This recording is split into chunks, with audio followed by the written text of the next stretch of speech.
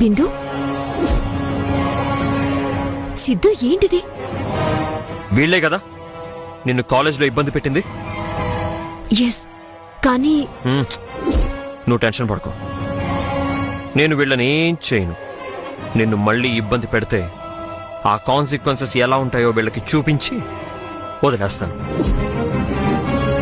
ఇంకోసారి జాహ్నవి జోలికి వస్తే వార్నింగ్లు ఉండవు. మీరు భూమి మీదే ఉండరు, అంతే.